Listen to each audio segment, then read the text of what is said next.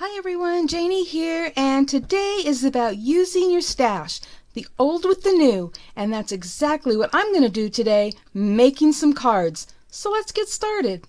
So for the new, I'm using this cutting die set from Globeland. They call it dotted frame cutting dies. They are stitch dies and they're the perfect size for both A2 size cards and slimline cards, and I will be making both size cards today. And as you can see, this die set comes with a lot of pieces.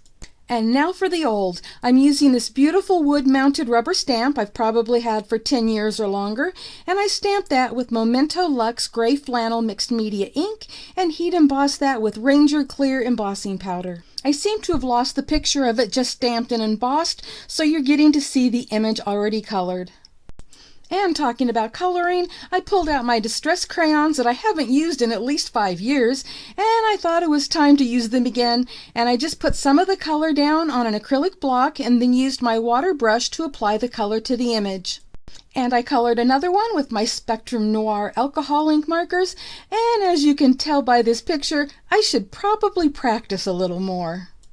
So for the first two cards that I'm going to be making, I'll be using this cutting die, and it took me a while to decide on the color of cardstock I was going to use, but I finally decided on this really pretty dark gray from this pack of Recollections cardstock from Michaels. I just thought it looked best with the images that I colored.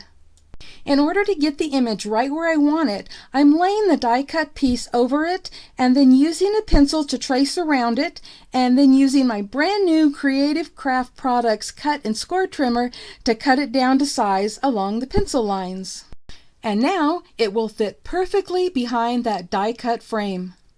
So for this one, I decided that I didn't want to have a stark white background, so I added some speckled egg distress ink using a blending brush, and I made sure to tap off the excess ink each time to avoid dark blotches. I think the background also helps add a little dimension. So next I'm using a PVC sheet, which is like acetate, and I'm going to be creating a shaker pocket, even though this is not going to be a shaker card. But it's also another way to help add dimension, as you will see. So what I've done is cut the clear sheet 1 inch larger each direction than the size of the card that I'm going to be putting in it, and then I'm scoring it at a 1/2 inch on each side, so the card fits in it perfectly. This is not a tutorial on making a shaker pocket, but if you're interested in learning how, I'll put a link here on the screen as well as one at the end of this video. I'm just briefly showing you the process of me making the pocket so that you don't wonder where it came from when I start putting the card together. I'm sure you could probably figure it out just by watching me do this here, but I know for most of us it's much nicer to actually have a more detailed explanation as to what's going on.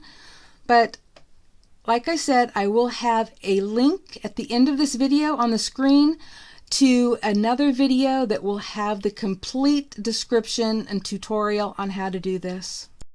This is absolutely my favorite way to make shaker pockets. When I die cut the frame, I centered the cutting die on a 4 1/4 by 5 1/2 piece of cardstock because I'm actually using the outer piece on the card as well. So I am gluing that to the card base, and then I'm gluing a piece of white cardstock that is 4 1/8 by 5 3/8 on top of that. And then I'm gluing the die cut frame onto the pocket that contains the image. And then I'm gluing that onto the card base, and as you can see, it has a thin white border and a thin gray border. And here you can see the dimension that the pocket created, but when you put it in an envelope, it will lay flat. And next I'm just adding a little sentiment and a butterfly to finish it off. And here's my finished card, and I love how it turned out. And next I'm going to show you an alternate way to use that same image and cutting die.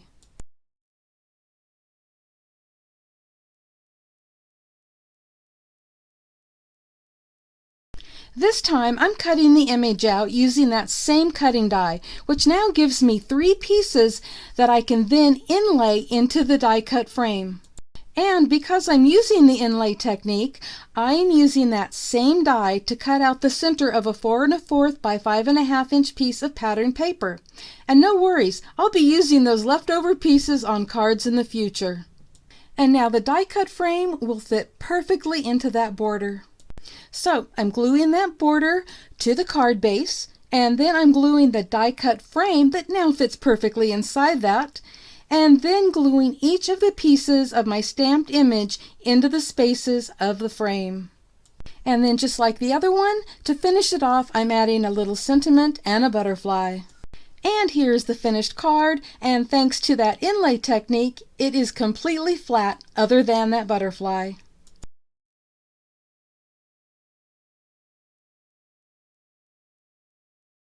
I meant to do a step-by-step slideshow of this card as well, but I got a little carried away and forgot. But let me show you how I made it.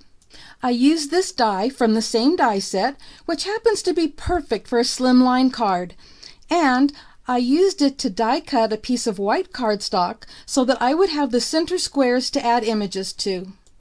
First, I used a blending brush and Stormy Sky Distress ink to create a sky background, and then, using an old Close to My Heart stamp set that I've had for years, I stamped and heat embossed images and a sentiment.